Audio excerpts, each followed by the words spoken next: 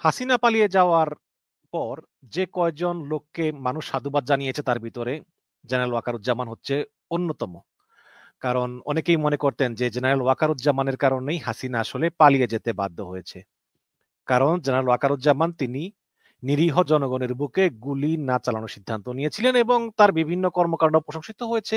এই যে বিশেষ করে বিভিন্ন রাজনৈতিক দলের নেতৃবৃন্দের সঙ্গে আলোচনা করা, একটা তত্ত্বাবধায়ক বা অন্তর্বর্তীকালীন সরকারের সাহায্য করা এবং বিভিন্ন সময় তিনি বলেছেন যে আমি ডক্টর ইউনূসের পাশে আমি আছি। এই সরকারকে আমি সফল দেখতে চাই। তো তাদের ভিতরে একজন হচ্ছেন জুলকারনাইন সায়ের সামি। তিনি সবসময় সেনা প্রধানের প্রশংসা করতেন এবং বিভিন্ন ইন্টারভিউতে বিভিন্ন মিডিয়াতে তিনি সেনাবাহিনীর প্রধানের বসে প্রশংসা করেছেন। কিন্তু আজকে একটা ফেসবুক পোস্টে দেখলাম যে তিনি আবার সেনাবাহিনীর প্রধানের অনেক সমালোচনা করতেছেন। তো এই বিষয়টা আমার কাছে একটু জটিল মনে হলো যে তিনি একসময় প্রশংসা করতেন, এখন তিনি সমালোচনা করতেছেন। একটা ফেসবুক পোস্টের মাধ্যমে তিনি অনেকগুলো পয়েন্ট তুলে ধরেছেন। আমি যদি একটু আপনাদেরকে দেখাই। সরি এটা না। আ এটা, এটা, এটা যে নৈতিকতা ও সশস্ত্র বাহিনীর সংস্কার এবং আমার ওয়াকার বিভ্রাট। তো তিনি এই পোস্টটা দিয়েছেন। এই পোস্টে তিনি অনেকগুলো কথা তিনি লিখেছেন, যেগুলো সবকিছুই কিন্তু সেনাবাহিনীর প্রধান জেনারেল ওয়াকারুজ্জামানের বিপক্ষে যায়। তো আমার মনে হয় যে জুলকারনাইন সায়ের সামি ভাইয়ের এত দ্রুত জেনারেল ওয়াকারুজ্জামানের উপর থেকে আস্থা হারানো উচিত হয়নি। কারণ জেনারেল ওয়াকারুজ্জামান খুবই একটা সেনসিটিভ বাহিনীর প্রধান। এখানে অনেক সিদ্ধান্ত তাকে ইচ্ছা থাকা না সত্ত্বেও নিতে হয়। তিনি যে কি চাপে আছেন এটা তিনি ভালো জানেন। আমি যদি একটু আপনাদেরকে পড়ে শোনাই যে জুলকারনাইন সায়ের সামি কি অভিযোগ করেছেন ঠিক জেনারেল ওয়াকারুজ্জামানের বিরুদ্ধে। তো এখানে তিনি লিখেছেন যে আ ৫ই আগস্ট বিপ্লবের পর হাসিনা কর্তৃক ধ্বংস করা অন্যান্য সাংবিধানিক প্রতিষ্ঠানের মতো সেনাবাহিনীরও সংস্কার হবে, এই প্রত্যাশা ছিল সাধারণ জনগণ এবং বাহিনীর সকল সদস্যদের। কিন্তু প্রত্যাশা আর বাস্তবতার মধ্যে বিরাট ব্যবধান ইতিমধ্যেই ব্যাপকভাবে দৃশ্যমান হয়েছে। আমি কিছুদিন ধরে এটার কারণ অনুসন্ধান করে বুঝতে পেরেছি যে যারা অতীতে রাজনৈতিক কারণে ভুক্তভোগী হয়েছেন এবং বাহিনীর বৈষম্যমূলক নীতির কারণে ক্ষতিগ্রস্ত হয়েছেন, তারা নিজেদের ব্যক্তিগত অভিজ্ঞতা এবং দাবিসমূহ তুলে ধরেছেন। কিন্তু মূল সমস্যার দিকে অপেক্ষাকৃত কম মনোযোগ দিয়ে, মানে গাছের গোড়ার দিকে কম মনোযোগ দিয়ে গাছের পাতা নিয়ে এই সেনাবাহিনীর প্রধান বেশি চিন্তিত হয়েছেন। কিন্তু এটা ভাবেননি যে গাছটার গোড়া কেটে দিলে তো পাতাগুলো আপনি আপনি মরে যাবে। তাই না?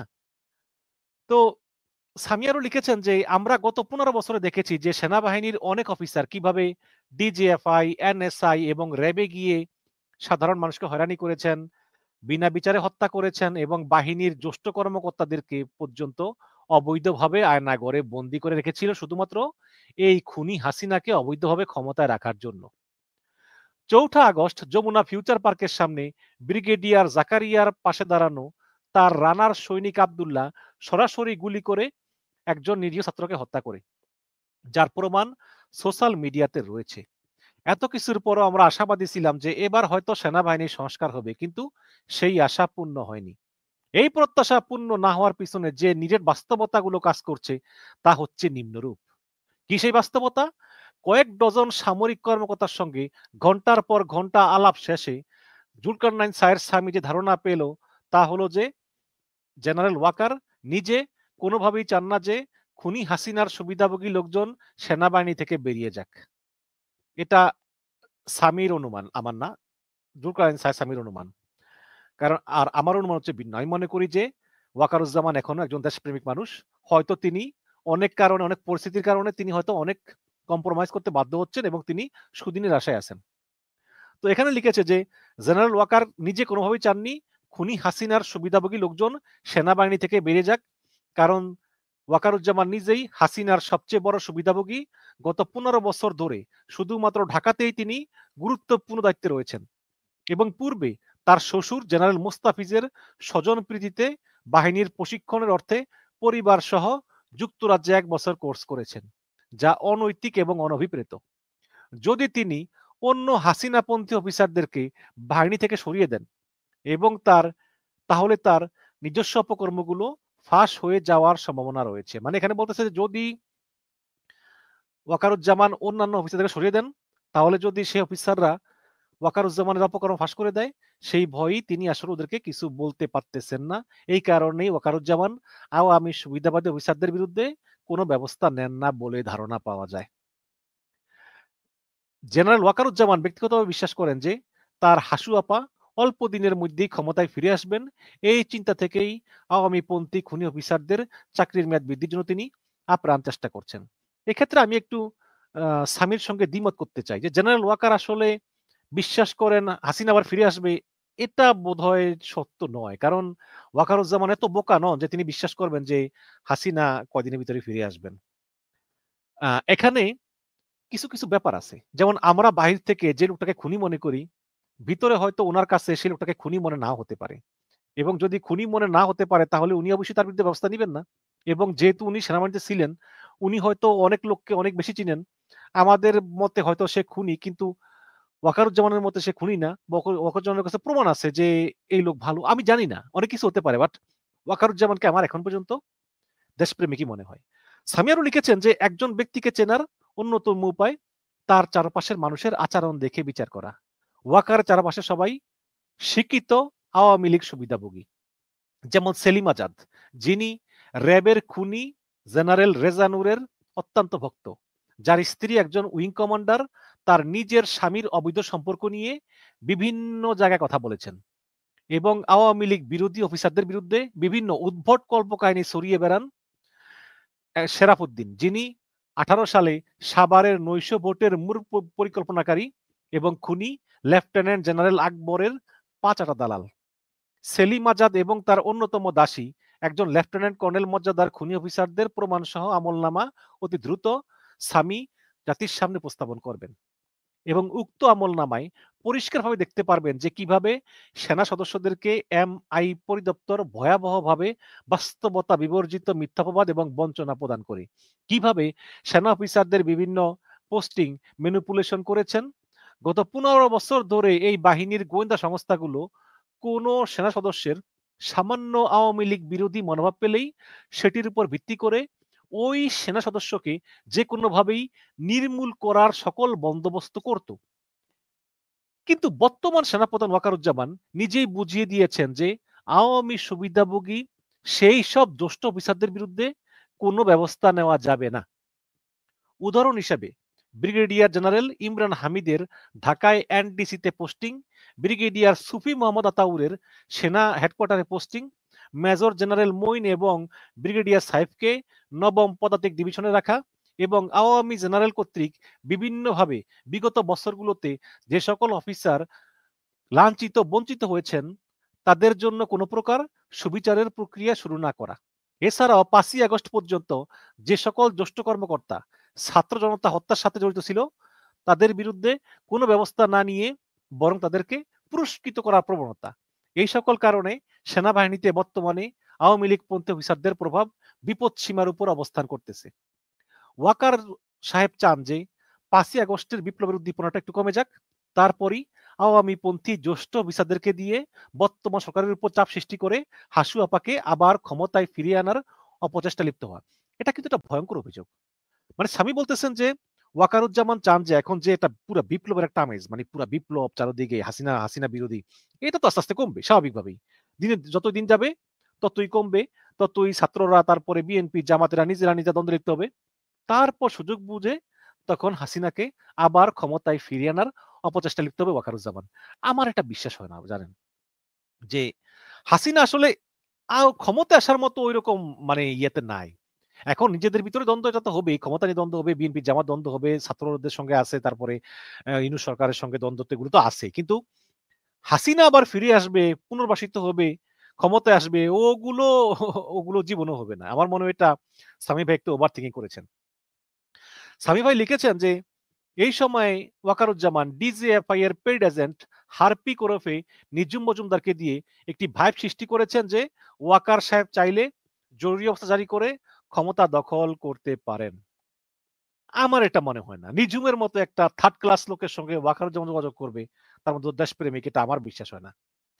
তো এটাকে সত্য বলে ধরে নিয়ে সামি বলেছেন যে মানুষ কতটা অবিবেচক করে চিন্তা করতে পারে, যেই বাহিনীর 95% সেনাই আওয়ামী ফ্যাসিস্ট রেজিম এবং আওয়ামীপন্থী জ্যেষ্ঠ কর্মকর্তাদের প্রতি বিরূপ মনোভাব পোষণ করেন, তাদেরকে ছাত্র জনতার বিরুদ্ধে আপনি কিভাবে দাঁড় করাবেন? 26শে জুন 2024 তারিখে অফিসার্স অ্যাড্রেসে ওয়াকার সাহেব যেভাবে একটানা 9 মিনিট ধরে, মানে 26শে জুন আর কি, এই বছর 26শে জুন অফিসার্স অ্যাড্রেসের ওয়াকার সাহেব যেভাবে একটানা 9 মিনিট ধরে খুনি হাসিনার প্রশংসা করেছেন, তা থেকে বোঝা যায় যে এই সেনা প্রধান থেকে সেনাবাহিনীর সংস্কার আশা করা খুবই বোকামির নামান্তর। ওনার অ্যাড্রেসে উনি উল্লেখ করেছিলেন যে উনাকে যখন পিএসও এএফডি থেকে সেনাবাহিনীর সিজিএস করা হয়, তখন উনি কষ্ট পেয়েছিলেন এই ভেবে যে তাকে হয়তো হাসু আপা তার ছায়াতল থেকে সরিয়ে দিচ্ছেন। এজন্য উনি হাসু আপার কাছে ছুটেও গিয়েছিলেন। গানের ভাষায় বলতে হয়, কিচ্ছু চাইনি আমি আজীবন হাসু আপার ভালোবাসা ছাড়া। আমিও তাদেরই দলে বারবার আওয়ামী লীগ সরকার চায় যারা। তো এই গানে, এটা মানে গানে গানে সুরে বলেছেন আর কি জনাব সামি। এমত অবস্থায় জেনারেল ওয়াকারের পক্ষে আসলেই কি এই ছাত্র জনতার বিপ্লবের ধারাকে সমুন্নত রাখা বা আওয়ামীপন্থী দুষ্ট অফিসারদের শাস্তির আওতায় আনা অথবা সেনাবাহিনীর ভিতরে আশাব্যঞ্জক সংস্কার করা সম্ভব? এই প্রশ্নের উত্তর আপনারা সকলেই জানেন। জেনারেল ওয়াকার, আপনি চিন্তা করেন যে আপনি যে সকল অফিসারদের সামনে এতদিন হাসু আপা এবং আওয়ামী সরকারের এত গুণগান করেছেন, তাদের সামনে বর্তমানে কোন নৈতিক অবস্থান থেকে আপনি হাসু আপার সন্ত্রাসীদের সমূলে উপড়ে ফেলতে আদেশ দিবেন? আমি আপনার জায়গায় থাকলে ন্যূনতম নৈতিক অবস্থান থেকেই 5 তারিখ হাসু আপার সাথে পদত্যাগ করে বিমানে করে ইন্ডিয়া চলে যেতাম। পদত্যাগ করে ইন্ডিয়া না গেলেও ছাত্র জনতা হত্যার কমান্ড রেসপন্সিবিলিটি থেকে সেনাবাহিনীর দায়িত্ব থেকে নিজেকে সরিয়ে নিতাম।